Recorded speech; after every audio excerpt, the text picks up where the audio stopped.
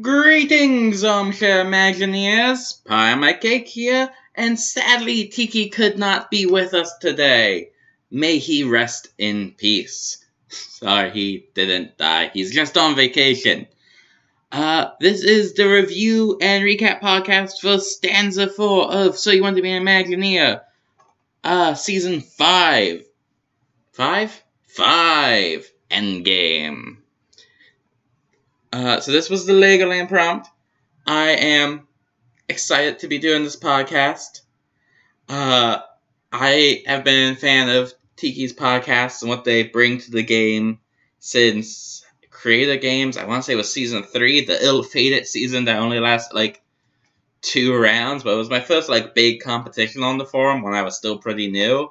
And the podcast really added a lot of weight to it, made it feel more like a real official thing and not just a couple people playing a game on the internet. And I liked how they helped round it out, which is something that a lot of stuff with the Sorcerer's Apprentice does too. There's so many details to this game that make it feel like such a big thing, and I love that.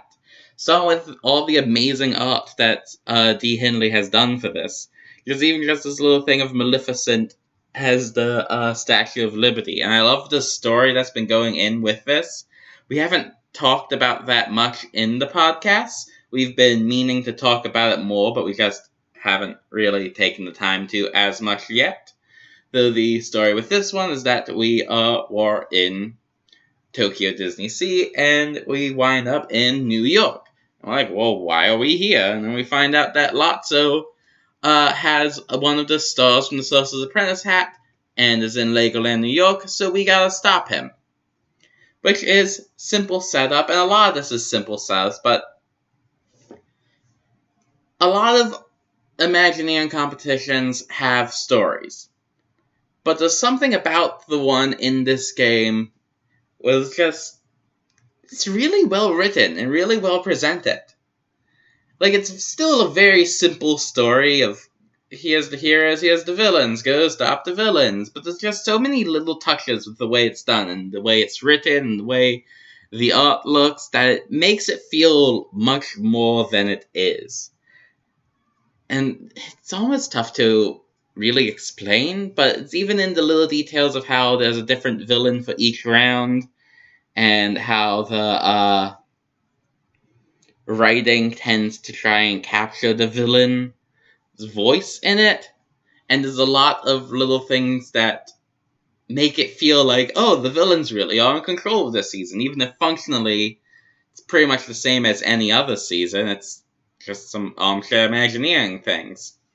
But it's really well done. And I really admire all the effort that's gone into it. So here you see Maleficent taking over New York, and then you get the prologue comic, where I like the detail of the other villains not trusting Lotso. I think that was a really clever, small thing. And there's a lot, like I said, there's a lot of clever, small things here. They really do a good job capturing these characters' voices and personalities. And the art does such a good job making the 3 villains feel distinct and unique, and also uniquely them. I really enjoy it. And that brings us to the prompt, Lost in Lotso Land. Essentially, Legoland New York is being built. That's the real-life thing, and it's supposed to open relatively soon. For our competition, what we had to do was 2 parts. We had to make a show in New York City. What kind of show? That's left really open-ended.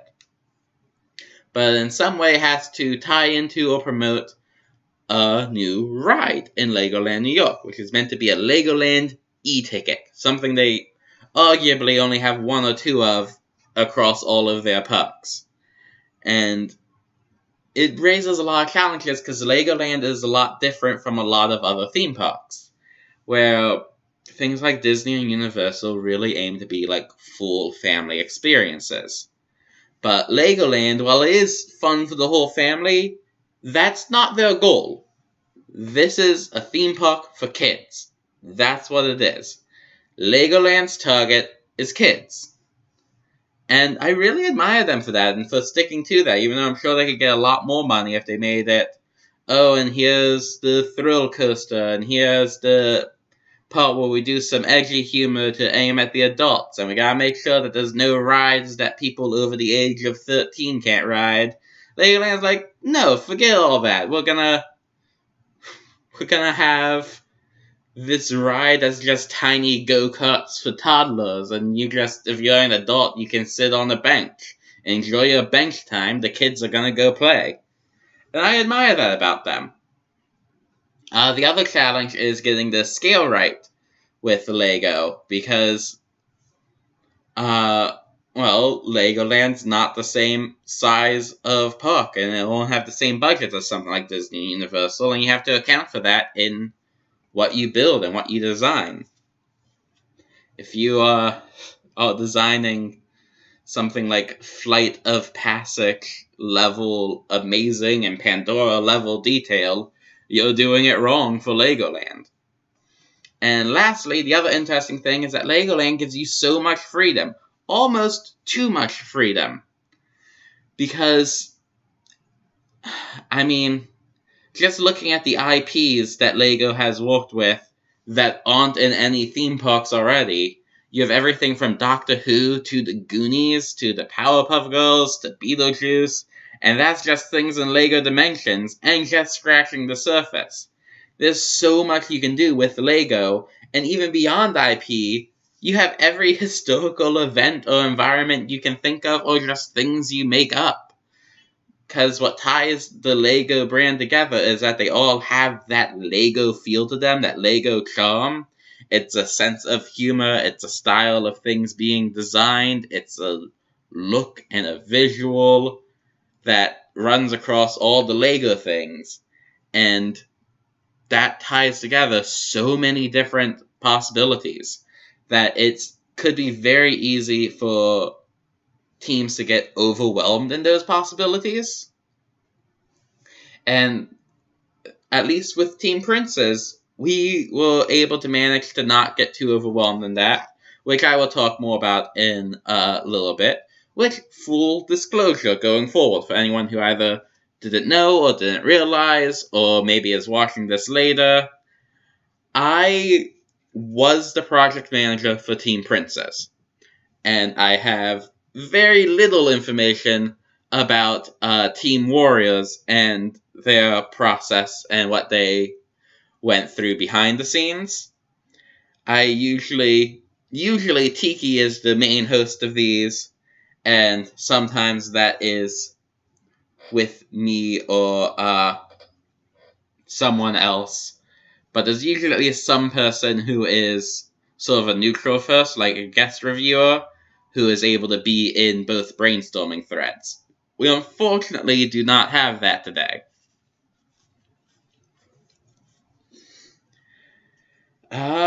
But I do have a little bit of info about Warriors that Outbound gave me to let me know a little bit of what went on. Not anything too much, but mostly just let me know who did what kind of thing. That way I can give proper credit.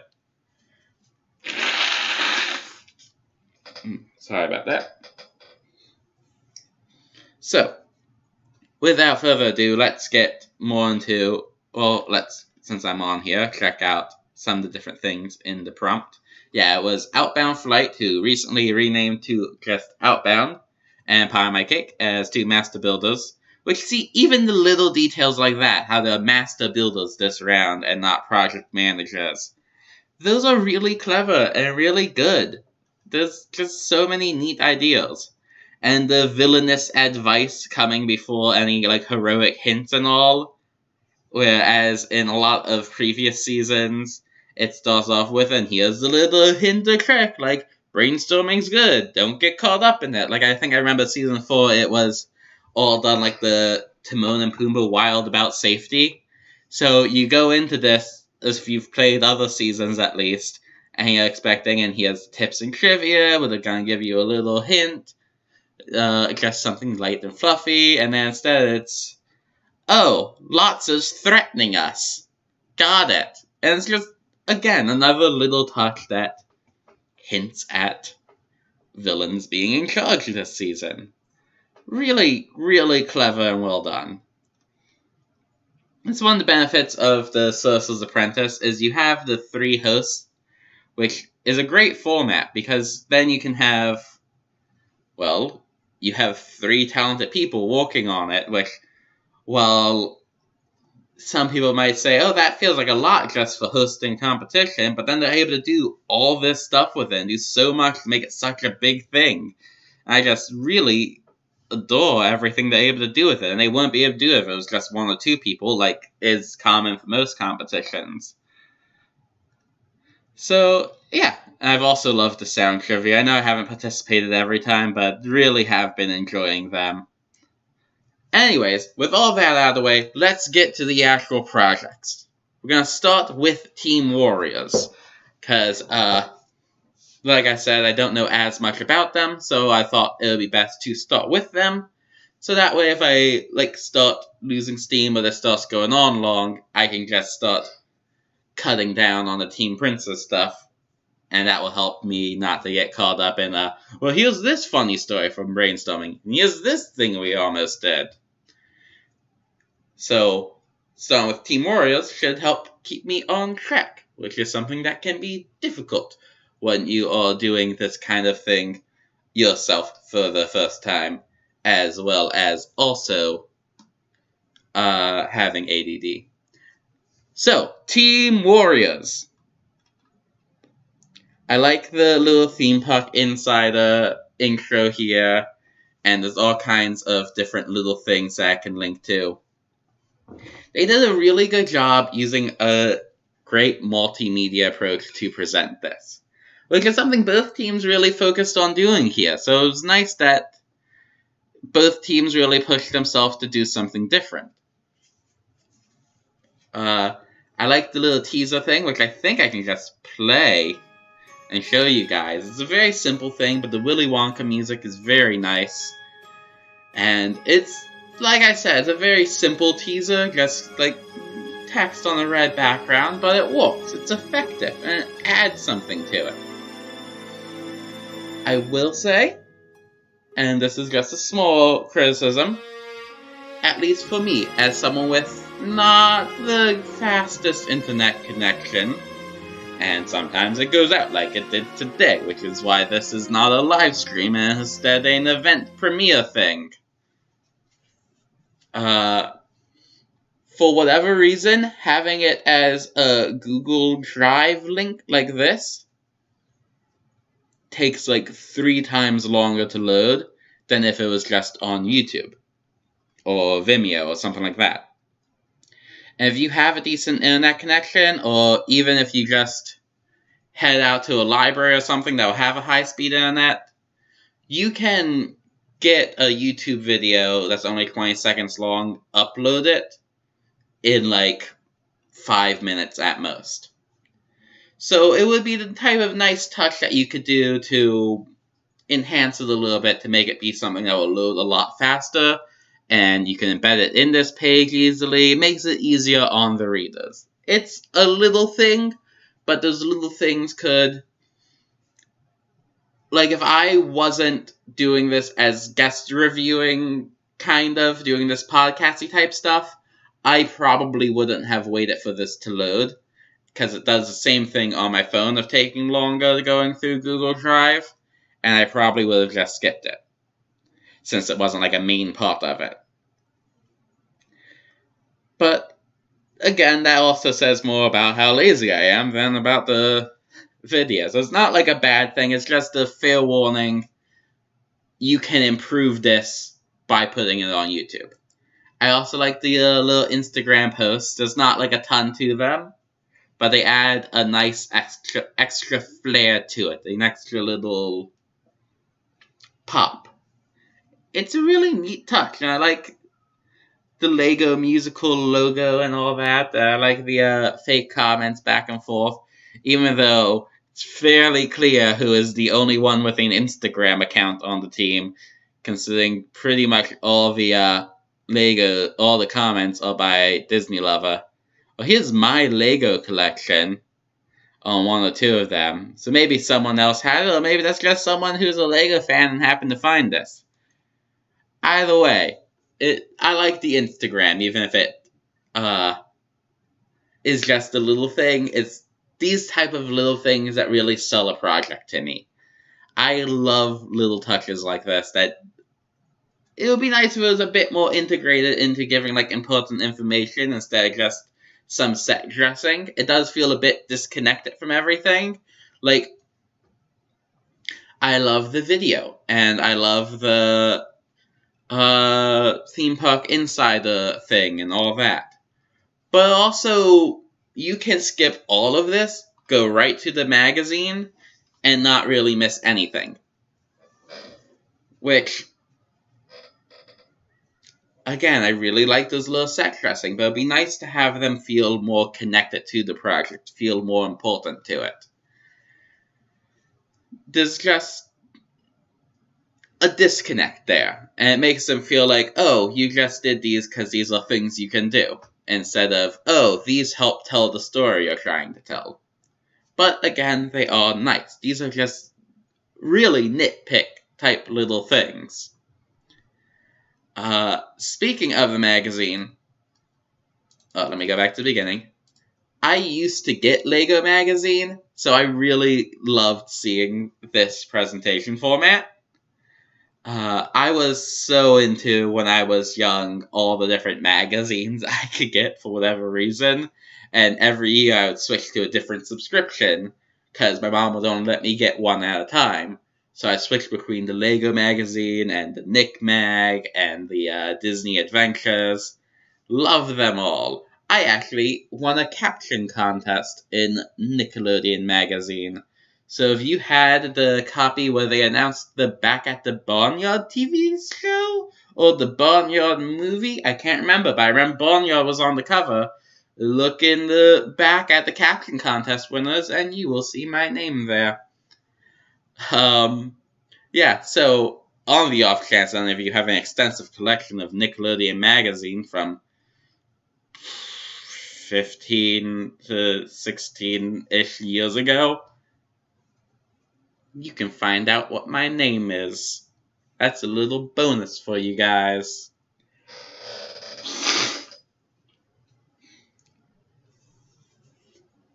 So, I like the touch that they, instead of calling them like engineers or anything like that, call them master builders. I like a lot of touches with the magazine. I know some of the reviewers said that it felt gimmicky, considering that we had done the Mickey monitor on Team Princess just 2 rounds before this. And I can see that complaint. I do. I wouldn't necessarily say I fully agree with it, because while it is very similar, there's a lot of presentations that are very similar. If people do 2 websites in a row, people don't complain that websites are getting gimmicky. It just feels like another presentation method that's relatively easy enough to do. So I don't necessarily think that's a problem. I do agree with what some people were saying, that the concept of the LEGO Magazine... Can I make this full screen, by the way? I can. Nice. The concept of the LEGO Magazine lends itself to writing as if you're writing to a child. And the writing to a child is kind of how this started, but that doesn't follow through the whole project. It just kind of gets dropped in the name of explaining all the things you want to explain and saying all the things you want to say. And I see this happen a lot on really interesting presentation methods. Happens with, like, when people tend to do presentations that are like forum posts, it's very easy to just be like not for regular forum posts. When people do presentations where it's like a fake news and rumors thread, or like when we did the trip report, or all kinds of different things like that, there tends to be a point where it's like, and here's where we just drop the presentation method to tell you what the ride is. Or there's a point where it's like, and we stick to the presentation method to the point where you don't really get as good an explanation of the ride. And it's a really tough balance to find. I like to think we did it pretty well with the trip report, with the setup that we were all admiring the design of it as being Imagineers, kind of. But even that had moments where it's like, oh yeah, things definitely could have been explained better. Like, oh, we intended there to be more third-party shops, but we just weren't talking about them because none of us were interested in them, so why would we talk about them in the trip report? And we intended that to just kind of be like a almost implied thing of, yeah, they're there, they're just not what we're focused on. But that wasn't made clear because of the presentation format. We were so focused on that we lost the chance to make that clear, and that was something we got criticized for a lot. And this kind of falls victim the other way of you say all the things you want to say, or at least it seems like it, but you kind of lose what makes this presentation format unique, and it just starts feeling like a different visual way to do it, not fully committed to it. But the parts that are fully committed to it are really well done. Like, if I remember correctly, right on page 1... Oh, not on page 1, on page 2. This was a very neat little thing here. But yeah, you have the little maze. I remember back in LEGO Magazine how they almost always had a maze right up front. It was a really nice detail, and I can almost guarantee that someone on this team got LEGO Magazine as a kid. Or still does. Who knows? But I liked it, and while I talk for a second, I am going to solve this maze. Maybe I'll probably get frustrated and give up, because I'm not good at puzzles. And a maze is technically a puzzle, even if it is a maze for a child. Is this entertaining to anyone still? I did it! I'm a genius! Anyways, these interview segments are really nice. The short, sweet, and feel like type of thing you would see in like a LEGO magazine. It would have been nice to maybe have like a picture of someone here, even if it's a fake picture, not actually you guys. But like a little picture and like a caption saying, these master builders are the ones creating Legoland New York, just to clarify that. Because kids are dumb. I love kids, and I don't think they're as dumb as some people treat them. But also, kids are dumb. So it might help to spell some things out for them. And LEGO Musical, I like that you guys are all the dream team. I liked all the parody type things as you go throughout, like, well, I guess they're more on the next page. But yeah, I like the idea of talking about the development profit. Oh, Street Q instead of Avenue Q. There's one right there. I like there's a lot of different, like, Broadway in-jokes. Oh, and dogs instead of cats, and Kansas instead of Oklahoma, presumably. And I really liked how each of the people on the team had a different role in it, like playwright Nate, and musical with songwriter Outbound Flight. It's really, really a nice touch. I enjoyed that a lot. Like, this LEGO Musical, I don't necessarily think the musical is the strongest thing ever. There's definitely flaws with it. But the way it's presented and the way it's written, this is probably my favorite part of the project. Keep going over here, and you have the poster there, known for doing the sets on Washington instead of Hamilton. There's a lot of really clever things here. The biggest problems were things that people noted in the reviews is feels like an odd fit for Broadway, because LEGO is so focused in on younger guests, and Broadway is the type of thing you kind of have to be focused not just on kids for. I think this would have been stronger as an off-Broadway show, but then again, there has been things that have been Broadway shows that I wouldn't have guessed, like Shrek the Musical or SpongeBob. That was Broadway, right? Or the Spider-Man one. But also, all three of those tend to not really have taken off as much, or be just kind of niche appeal. Because LEGO is very much a kid-focused brand. And I feel like that's going to be tough to translate to a Broadway crowd. And a smaller show, I think, would have been stronger. Especially because you talk about how the actors are not in mascot costumes, or instead human versions of the LEGO minifigures.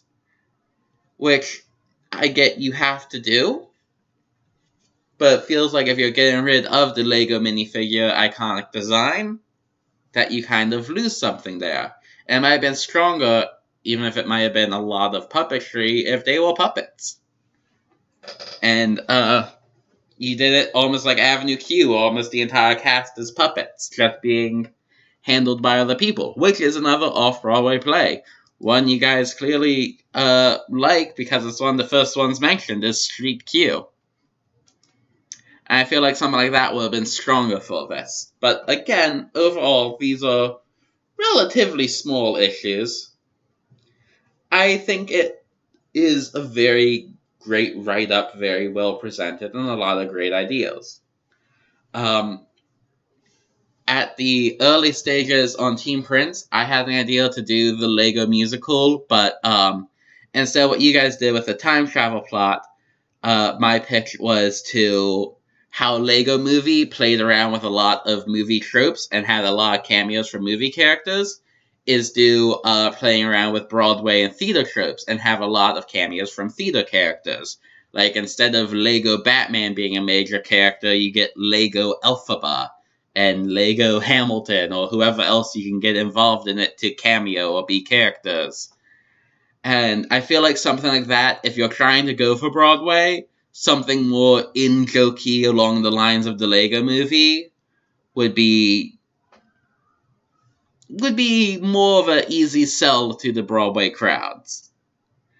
But again, you guys did a really great job with what is here. I just feel like it could have been a bit stronger. I do love seeing the cast of Dream Awesome and talking about how you can complete the collection at the Lego shop. This is, again, really good presentation. A lot of details thought out, which makes the small issues be more noticeable. It's how good the good parts are. So, a lot of my complaints are really nitpicky stuff, because I really do enjoy this. But the little things that add up, because there's a lot of little things. I do love this map, and it's simple, but that's a good placement, and it's a good way to make it very clear, and I don't think simple art is bad for a map that is meant to be in a kid's magazine. It's a nice touch, and a good location. And now we come to the big thing, Dream Awesome, which, overall, I really like. I am going to start with my two big negatives, so that way I can go into all the positives after that.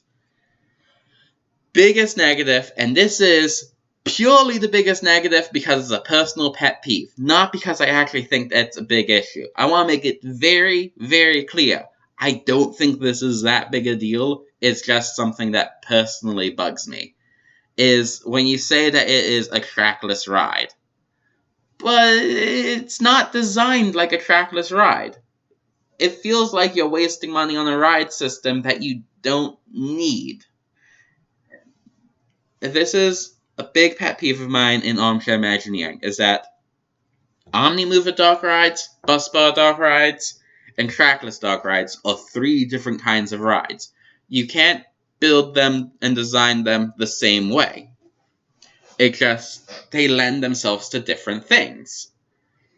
Trackless dark rides lend themselves to being more chaotic, more exploratory, more playful almost.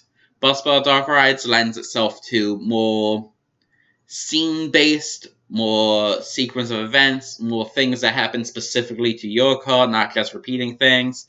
Stuff like Roger Rabbit being shocked in the power plant, or the evil queen turning around to reveal the evil hag, or things like that.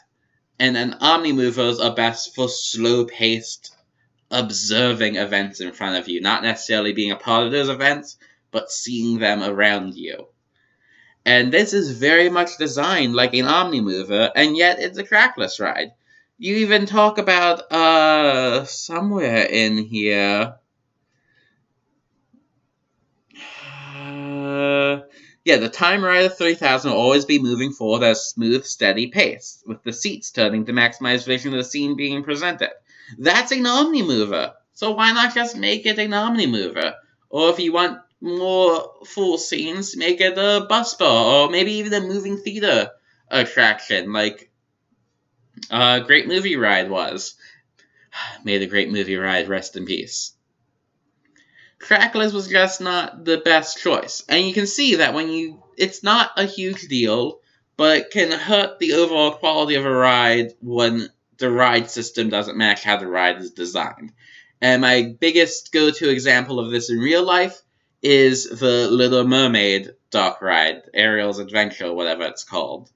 It's an Omnimover, but it's not designed in a way that lends it to an Omnimover. You have some scenes that are the big, playful, open areas like the Under the Sea that lend themselves really well to a trackless dock ride. But you don't get to be a part of the big playfulness of it because you're in the Omnimover slowly moving through it. You have some scenes, like most of them honestly, that just feel like little vignettes that would have benefited from not having to be set on a repeat as you slowly move past. Scenes that lend themselves more to the bus bar style. Because if it was a more classic bus bar style, you won't have to slowly go past as you see Ariel floundering about for what feels like a full minute as she transforms into a human with the magical censorship sparkles. Or you won't have looping things where you see the Scuttle at the beginning and you hear him introduce the story 8 times in a row. Or Kiss the Girl, where they almost kiss but then don't, like 10 times as you pass through there. It doesn't lend itself to an Omnimover, and the ride is hurt because of that. And while I don't think this would be as big a deal being a trackless when it should have been an Omnimover, instead of being an Omnimover when it should have been trackless, it still is a thing. And like I said, it's not a big thing, it's just a personal pet peeve. And it gave me a chance to rant about the Little Mermaid ride, which I will do anytime someone is willing to listen. I don't hate that ride, I just am not the biggest fan of the ride. And the other thing, and this was pointed out in the reviews, is having the humans transitioning into the scenes, like the little kids playing with Legos, and then you're in the Lego scene, is a really neat idea. I really, really love that. I don't love that it happens 9 times. I feel like that's the type of thing that you should do either only once at the start of the ride, and then maybe have bookends where it goes back to the kids at the end of it. Or if you're going to do it every scene, focus on only like 3 scenes, not 9 scenes.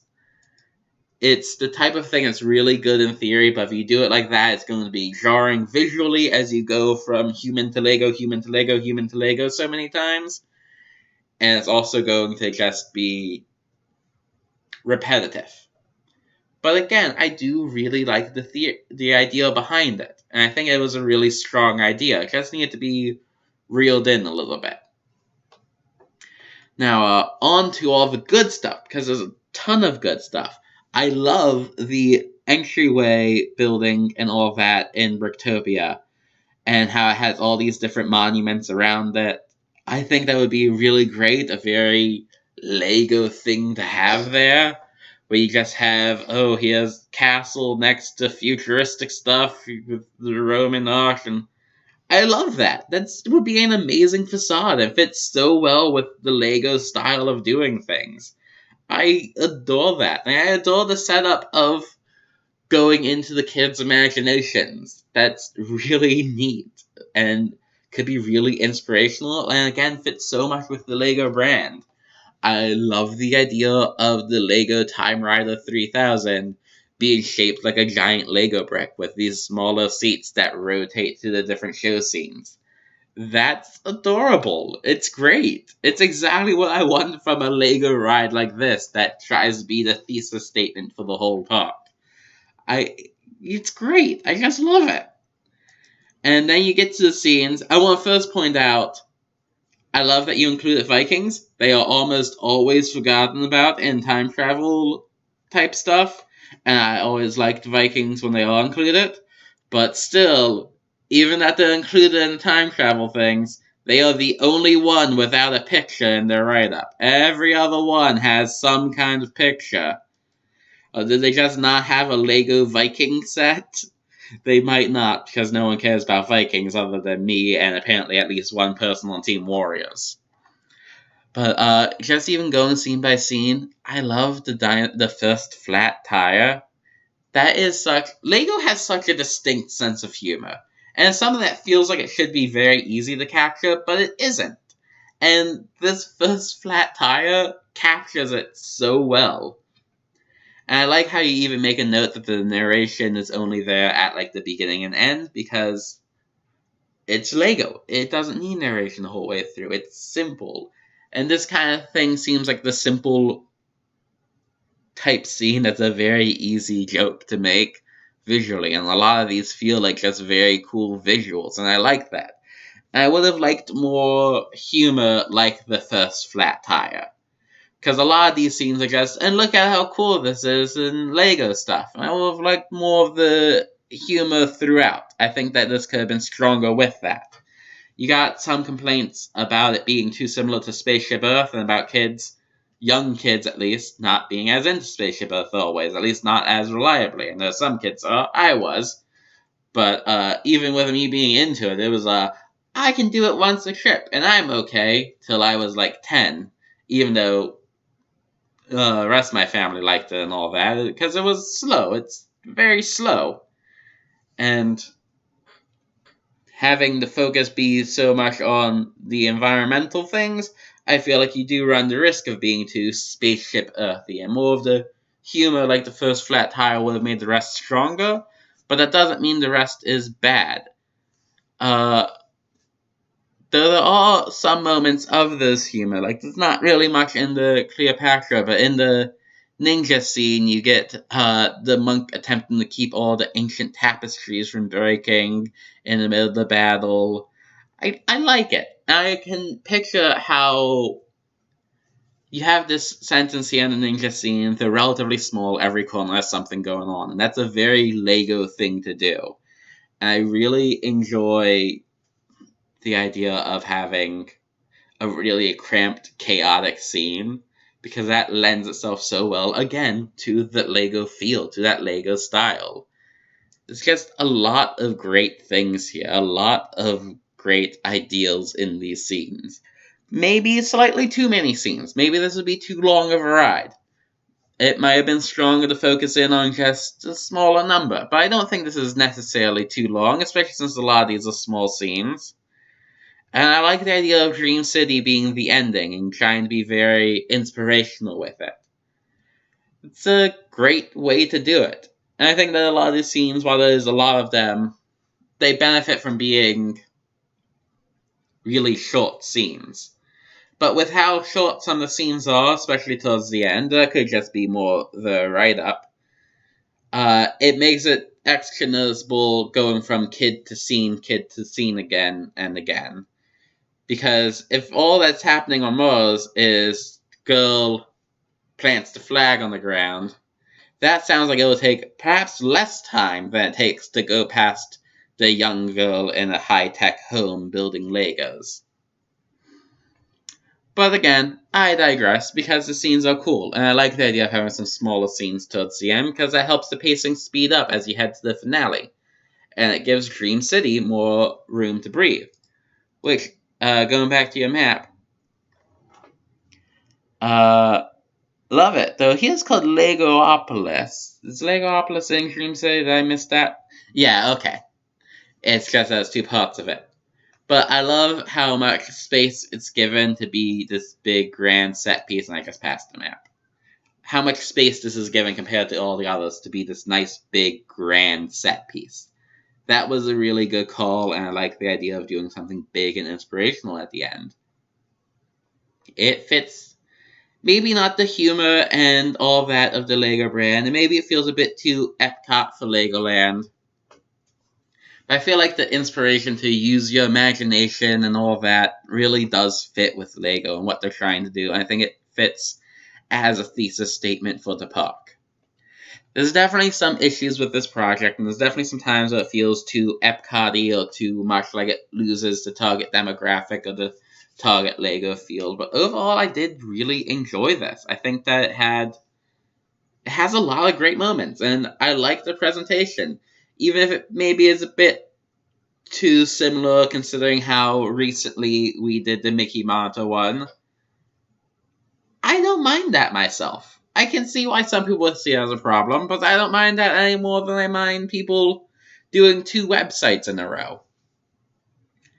But yeah, this is just really good in a lot of ways. I loved it. Of course, I'm also a sucker for Legos. They were always my favorite thing growing up.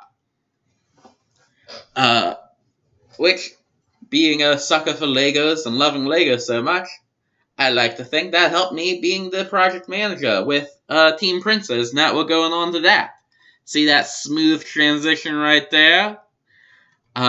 Which you see, Space Mountain actually was the one that submitted it because I happened to be going on vacation to see my girlfriend for Valentine's Day, and then after that go meet my family down where they live because my sister was going to be in the performance of Singing in the Rain. Super proud of her. So I had to leave the last day of this round despite being the project manager, and I didn't know that when the round started. But we did a good job knocking this one out. This was a bit of a redemption round for us. I won't go into it too much here because we had the last podcast talking about it, but the round before us, the Ikspiari, which I pronounced very wrong, I'm positive, the downtown Disney-like district in Tokyo Disneyland that we did for Stanza 3? Stanza 3. Team Princess kind of had a lot of issues there. We had a lot of communication issues, a lot of trouble getting on the same page, and just a lot of things that just did not go smoothly. And we kind of took a look at ourselves and what we turned in, which we're still very happy with, but it also was definitely a bit of a mess and very scattered. We took a look at ourselves and we were like, okay, here are things we need to work on. We started focusing on one of the things we did is, and I agreed to this before I was a project manager, before we knew who that was going to be. This wasn't just me saying, I think we'd be better if everyone listens to me. Though we would be because I'm amazing, but that's beside the point. Kidding. We all just kind of agreed that, alright, we're going to, whoever is the next project manager, we're going to put them more focused as being a leader and not just like organizing things like you usually do. So that way they can have more of a clear focus of someone guiding us. And then we have, we looked at ourselves and we're like, well, okay, we have a lot of people on this team that write a lot, that do a lot of writing, and tend to be a bit too long-winded. So what if we focused in on things other than writing? Focused in on trying new things and gave ourselves limits on how much we can write, quality over quantity. And there's a lot of other little things that we discussed leading into this round, so we were very focused. This was very much a redemption round for us, and I like to think we pulled it off. This was the idea, but I think Space Mountain, we didn't fully follow through as much as we could have, but the idea was to kind of use the presentation style, since we had a lot of different things going on, keep it simple as a forum post, but do little things to make it almost like how the prompts are laid out, and imitate that style. So we have like the introduction banners, and at the end we have the tips and tricks and all. But like I said, nearly everyone was trying something new at some point. Like, Playground Studio was doing a fake newspaper. They did effort to do the intro as that. And we had a lot of effort to keep the writing as small as we can, and do as much writing in special ways like this, rather than just paragraphs. Our idea was the Lego World Chase with a promotional event in New York City for it, which I'll get more to that later. But a lot of it was based around having these original characters, which these were sketches by Brer Oswald, assuming I'm not wrong on that. I'm always so bad with names. I'm sorry if I ever say names wrong or forget to say a name, because I probably will. But yeah, these were sketches by Brer Oswald based on character descriptions by Evil Gidget, and later on you see a Lego mock-up of a figure done by Pergron based on the sketches by Brer Oswald, who designed the characters based on descriptions by Evil Gidget. There's a lot of working together, a lot of closely tied together things in this project. I was so proud of how the team, after all the troubles we had had the previous rounds, came together and were able to be so focused and communicate with each other and had everything done other than just some editing by the time I left. That last day was just editing and expanding some things. But here we have our characters, the Master Thief K. Rook and Special Agent Alfie Shield. I like the fun facts that Evil Gidget put at the end. It made it feel very Lego-y to me. I really liked that nice touch there. Felt like the type of thing, almost like it was a Lego magazine type article about them. Because it felt like the type of thing you would do in a kid's thing. So, interestingly, I think one of the judges noted that the idea of the Master Thief is kind of similar to Carmen Sandiego. Yes. We went through a lot of ideas making this. One of our strongest ideas we had was going to be a ride where you can design your own Lego racetrack, and then you go on the ride and experience it with a VR headset. So that way you can do whatever you design and you can see it. What we did not realize until we were working on that was that recently they opened the ride in Legoland, Florida, called the Great Lego Race, and it's a VR coaster. So we had to just kind of scrap everything but the ride system, which we liked, and keep going on from there. And one of the ideas that got us moving again was, I think from Disney Dad, of doing Carmen Sandiego. Because there's just something about that IP that feels like it lends itself to Lego. And would lend itself really well to a ride where we try and catch Carmen Sandiego. So that was kind of our idea for a little bit, but then it got to the point where no one on the team had any real attachment to Carmen Sandiego or real knowledge of it, so then, while I agree and we all kind of thought that fit Lego rather well, it didn't have a point to use it, so why use the character when we can make our own? So we made K. Rook, who, while she started with some inspiration from Carmen Sandiego, grew into her own thing, grew into being more villainous and all that. And different references to old Lego things like the Brickster from the Lego Island video game. Unless I'm entirely mistaken about that, I'm pretty sure that's a reference to the old Lego Island video game. Which, things like that was neat, and there's also Alpha Team and Ultra Agent, some spy things that we talked about possibly basing the ride around at some point. Lots of little references here, because there's a lot of people on the team that just really liked Lego, and it was nice to see a lot of passion and excitement for that. So yeah, we have those as the two main characters, and then we have Disney Dad did the video. I won't do the whole thing, but it boggles my mind how well he was able to make this look and be mapped onto the Empire State Building. But we actually had a lot of research of different things you can do. Early on, we just kind of decided, alright, what are some things we could do besides stage shows? Because it feels like a stage show is the obvious thing, and we want to push ourselves to try new things. And I still, just look at how good Disney Dad did with this video. I'm so excited about it. It blows my mind how he was able to do this. Like, it's not perfect or anything, but it's better than I would have expected. And it's also something I didn't realize was possible, really.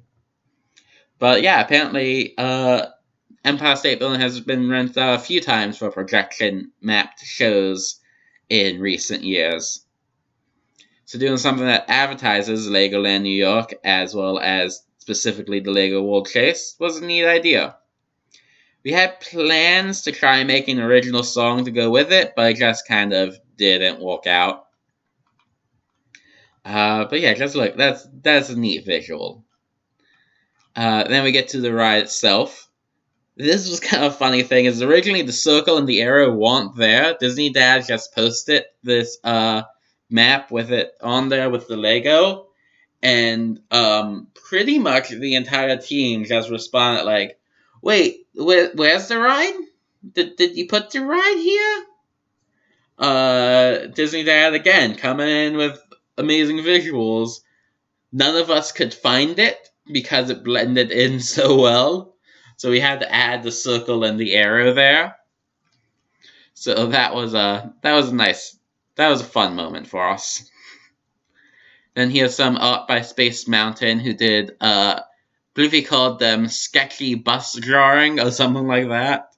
But again, that was a little touch of people trying new things, and he was trying to do more of a different style of what the outside of the facade could look like.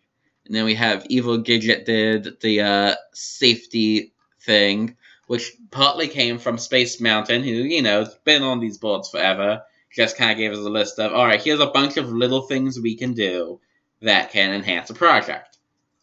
And they're little things, and like I talked about with Team Warriors project, they're not like the most connected to everything. And you could almost say that sometimes they add a sense of disconnect, but we tried our best to make it all flow very well together and all add to it. But yeah, they're little things, and little things tend to help, even if they aren't as connected. And this was something new I tried, as I'm trying to learn an actual art program, whereas before I've just kind of done things by stacking shapes in PowerPoint. Pretty much anything you've ever seen me do, that's some good grammar. Pretty much anything you've ever seen me do. Any map, that one time I did an animation for So You Want to Be an Imagineer. Anything I've done basically has been done in PowerPoint. Kind of similar to the way South Park animates, of just stacking shapes. I am trying, between the Pixar round, last round, and this one, to learn an actual art program. It's not the best. I had more drawings I tried to do that I just couldn't get resembling the what I wanted it to do. I also did this. Was the other one I did. And that was all I was able to pull off, is these two very simple ones. It's a work in progress. I'm not great with computers. But for our ride system, we did new dual power coaster, which, without going too much into it, is essentially a mix of dinosaur and test track, with a lot of different things you can do with it. Seemed to really lend itself well to our ride, even if, looking back, we didn't make full use of what we could do with it, or at least clarify what we could do with it. I believe this was Brer Oswald, I could be wrong, made a little Lego model of the car, even if it's just not the scale, obviously, but did that. Then we have a little map through. I'll leave it here so it's on something visually interesting. What was I saying? I get distracted easily. Sorry about that. I get distracted really easily. But yeah, we didn't go through as much as we could of what we can do with the ride system, because it can do things like simulate jumping over gaps or simulate drifting. And while it was just kind of like understood by all of us that, like, while we were reading through, like, oh yeah, and in this scene it will jump through and do that thing it does, or in this scene it will drift. We didn't actually clarify that was doing that, and looking back, that's a mistake we should have noticed of. Give a bit more practical description of what's going on here, and not just the experience-based description. But overall, I like the progression of scenes that were walked out, and how it all flowed together, and there's a lot of good ideas on display here. I like how it all turned out, and there was so much communication was so very improved. And we just worked together a lot better, and turned out a lot of new things. And this was something that was really fun that I think I mostly worked on. I don't know if other people did too, of imitating the style of the prompts and things, is having the villainous advice and having the heroic hints, which I talked about how much I admire them being in the prompt. So it was fun for me to try and try and emulate those styles, but to make it not feel too disconnected, it also has more character building. It helps you get to know more about Kay Rook and Alfie Shields, and that helps you connect more with them and helps them feel more real. And that, in hand, enhances the rest of the project. Because it's good to try to, even on these fun side things, even when they're very disconnected, to do what you can to make sure that everything in some way enhances the project. That's what I liked about the Instagram, especially on Team Warriors, is how, while it didn't do too much, it did make the project feel more real, which is a big effort there. And even the video here set the musical stage with the Willy Wonka music, which, I mean, just listen to that. It gets you in the mood for imagination and for dreaming big and all that good stuff. So yeah, even if things are disconnected a bit and don't fully connect, it's nice to try and in some way use them to improve things. And finally, the sound trivia. I definitely probably made too hard. I didn't realize till I was working on this that, oh, I like a lot of heist-type stuff in movies. And more than some other people might do. Like, I didn't realize people wouldn't recognize the White Collar and Leverage themes. Leverage was an amazing show. If you guys have not seen Leverage, and you even remotely like heist stuff, you gotta watch it. It's like Ocean's 11 on a weekly basis, but more fun. So yeah, that was sort of how everything worked out with the LEGO projects. Overall, the win did go to Team Princess, which I think was a very close match. I think that I would even go as far as to say I think Team Warriors had the better idea and had a lot of elements that were better. It's just that Team Warriors didn't quite... Their project didn't fully come together, whereas All One, what may not have been as exciting as an ideal, felt a lot more streamlined, felt a lot more all connected, all one thing. Point A, point B, point C, point D, point E. Smaller scale, maybe not as huge and exciting an ideal, but more coherent, which led to stronger overall, whereas Team Warriors had the stronger idea and a lot of stronger elements and a lot of stronger visuals, but just didn't quite come together fully, and that resulted in a lot of little things, and those little things is what really worked against you. Which, it was a very close round. I really think it was. But it was those little things that just added up. And again, it's tough to do these reviews, because there's inherent personal bias of not just having worked on one of these projects, but having been the project manager on one of them. But if I had to, trying to be as unbiased as I can, the thing that led one team to win over the other is just one team had more little things, even if the idea was better. Which I do think your idea was better and stronger. But yeah, overall, both teams I think did a great job. And I would like to give a big thank you to Disney Dan for his guest reviews.